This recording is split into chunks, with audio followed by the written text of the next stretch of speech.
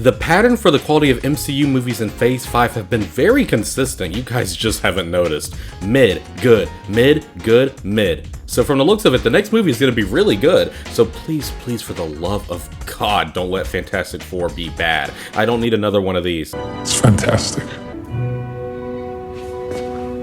Say that again? Sam Wilson, the new Captain America, finds himself in the middle of an international incident and must discover the motive behind a nefarious global plan. It seems like with every Marvel movie that I review, I have to state that the MCU isn't at the height it used to be. I don't think the MCU is dead, but it's definitely crawling on the ground. Deadpool and Wolverine proved me wrong and made me think we were back on track with its heartwarming moments and hilarity. Captain America Brave New World makes me question the MCU once again. I hate being whiplashed like this with my emotions. Sam Wilson has always been one of the best sidekicks in the MCU, and finally seeing him in the spotlight in his own feature film is intriguing. Every time we see him have an eternal struggle on dealing with the fact that he may not live up to the original Captain America is when the movie is at its most interesting. There's one really good scene with a surprise character in the second act that harps on him being the new Captain America. It's sweet, it's adorable, but the problem really lies with the timing of this movie.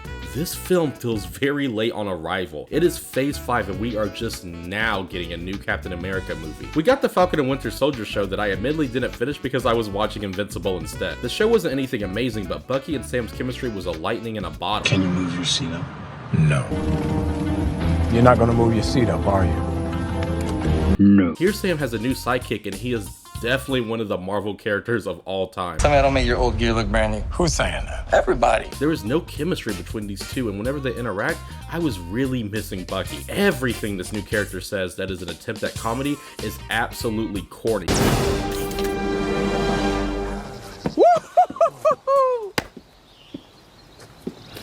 Damn. Nobody saw that. He is written like a one-note comedic MCU character. Oh wait, Harrison Ford is the replacement for Ross, and honestly, he doesn't do half a bad job. It's just he's a boring character. In fact, everyone who isn't Sam in this movie is bland. The thing I love about those original Captain America movies is everyone was so interesting and well developed. In the second one, you have Nick Fury, Bucky, Black Widow, and Sam. In the third movie, you get every superhero ever made in one movie, but the plot is still coherent while it juggles all these big characters. This movie is smaller scaled, has a more focused story, and yet it still feels misguided, uninteresting, and feels like it has no purpose. I am completely fine with a smaller scale Marvel film, but by the end, I want to feel like I've gained excitement, intrigue, incredible action. It doesn't have to be a masterpiece or blow my mind by any stretch of the imagination, but I want to walk out satisfied in some way. You know the movie is mediocre when the best part of the movie is seeing how far Red Hulk can jump.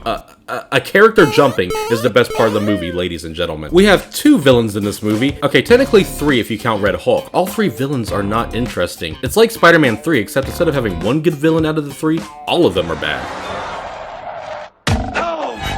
Giancarlo Esposito is talented and one of the best actors of the generation, but he feels completely wasted in this movie. The action is forgettable, except for the final battle with Red Hulk and Cap. It's not the MCU's finest fight, but it certainly has its moments of intensity. For a movie that has the word brave in its title, Captain America Brave New World plays it safe with everything it throws at you. While Sam is a charming lead and carries the movie, everything crumbles when it comes to the misguided story that truly makes you feel like you're going through the motions. The review is done, but can I just rant for a little bit? A lot of us have been with the MCU since the beginning. Me personally, I joined when the Avengers got the band together. We're about to enter Phase 6, and all I can say is we've had so many classic films over the years. We are in a state of decline in quality with the movies and shows, but there's so many little sparks throughout that showcases that the MCU still has it. They just need to be more consistent. This phase has been the most frustrating for me because every other movie is great or it's bad. When Marvel stabs you in the back, they pull you in, kiss you, and say, "It's okay, I got you." Then they throw you down and shoot your leg, then repairs the wound and says,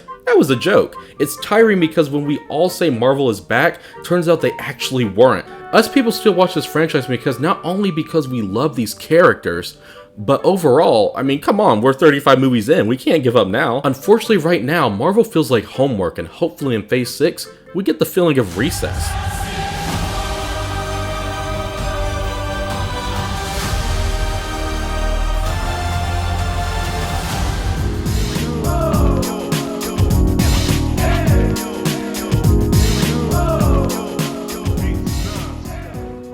Say that again?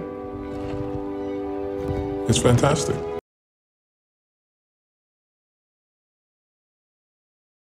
Say that again?